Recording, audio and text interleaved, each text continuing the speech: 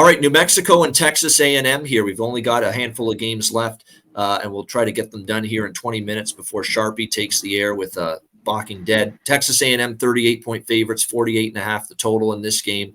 I actually laid it with A&M. I really did. I really did. I think it's actually, this is one of those teams I think just so dramatically underachieved given the personnel and talent that they had on the roster. And this year they can only go up. And I think they've got the ideal opponent to just beat the shit out of, because I think New Mexico is maybe the worst team in the Mountain West. And I think one of the worst group of 5 teams in college football coming into the day. They have zero offense whatsoever. You could even go a New Mexico team total, but it's been disappointing for Danny Gonzalez.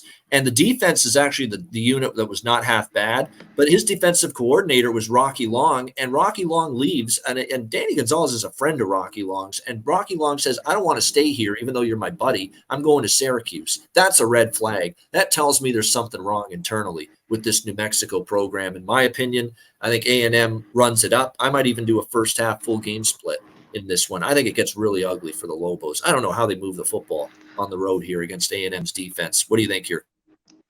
New Mexico in a lot of trouble. I mean, they're at the bottom of most everyone's rankings, bottom 10, even 5 for the Lobos.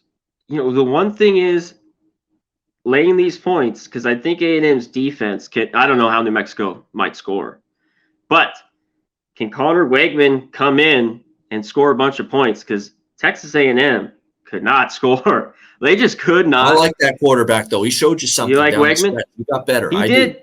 He did a little bit. So, yeah, it's a big number. They should win convincingly here. So, I don't like Bobby Petrino as a human being. I don't think many people do. And they don't like him as a head coach. But as an OC, I'll sign up for that. He's been a pretty good offensive coordinator in the past. And keep him as an OC. Yeah, keep him as an OC and give a jolt to Jimbo Fisher. And Jimbo Fisher, pressure's on him now. Jimbo, he needs a bounce back year in the worst way. No question about that.